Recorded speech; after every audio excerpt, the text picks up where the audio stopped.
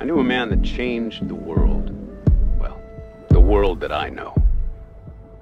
That world, it's that plane that we as surfers occupy. That line between sea and sky, and we're held there by these invisible forces, fluid mechanics, surface tension, and that need for just one more.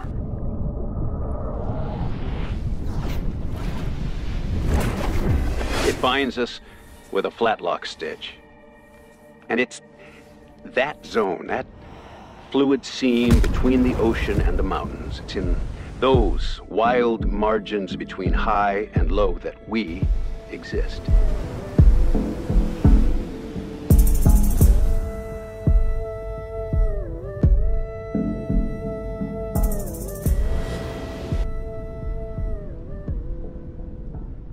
I knew a man who was sharp, inquisitive. He'd want to know the where, when, how, why, not just the what. An adventurer who charted his own course through life.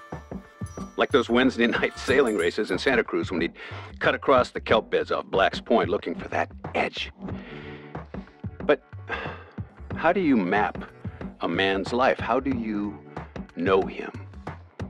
Is it by the work he does? The man I knew was a child of the Great Depression, shaped by history, a locksman, lifeguard, salesman, sailor, flyer, fisherman, huckster, surfer, trailblazer. Is it by the cut of his cloth? The suit he wears? The guy I knew was jeans, flip-flops, button-down shirt, untucked, casual. But those suits he made us, oh, they changed everything. Forever. Yellow, blue, red, hot pink, classic black, and always summer on the inside. He had a love of the glide. Caught his first wave in 1934, body surfed it all the way to the shore. That set the hook. Learned to sail, learned to fly, launched his balloon on the evening winds out across the ocean on hope rather than expectation. He was a pioneer, sticking his flag in the sand, literally. A 40-foot driftwood pole upright in the ground outside his shop, dragged it off the beach, across the great highway behind a tractor. Who does that? So maybe that's why, while others cut their sessions short, setting their jaws against the cold waters, he was a man who thought to himself, I just wanted to surf longer, and did something about it.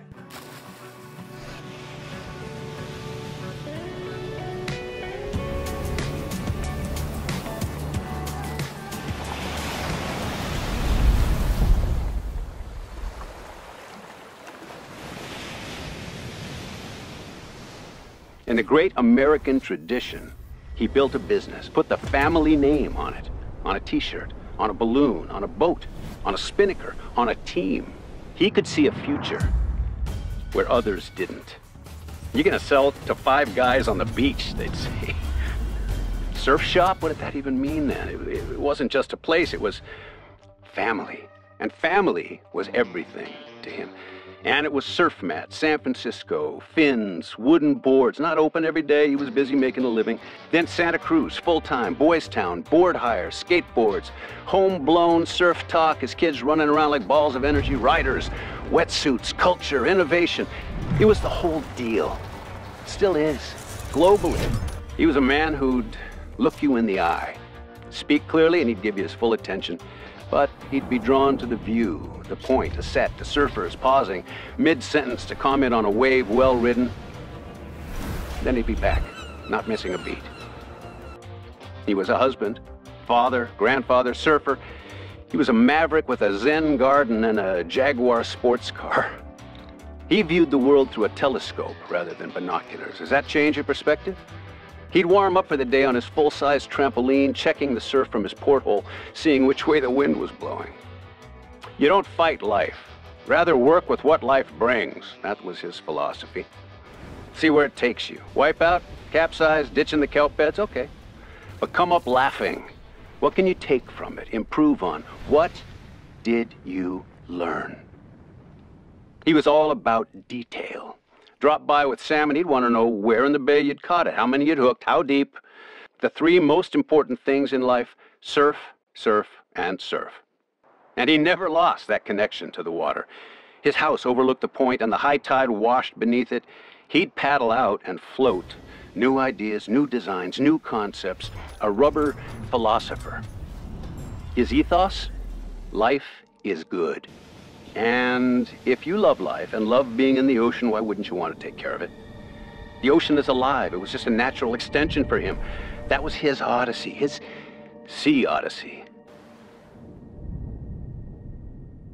I knew a man that changed the world, the way it felt, and, you know, that smell, fresh neoprene, makes you think of your first wetsuit or that time you surfed for 7 hours straight till your arms turned to noodles.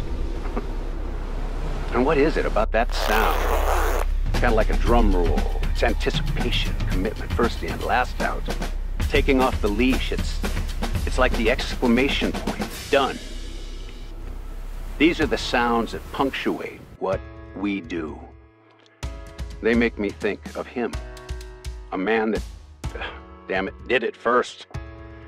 And that suit, that barrier he created, it was a doorway that opened up new possibilities, new places, still does.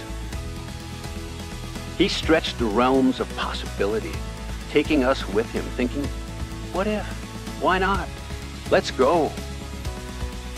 I knew a man that changed the world we all know.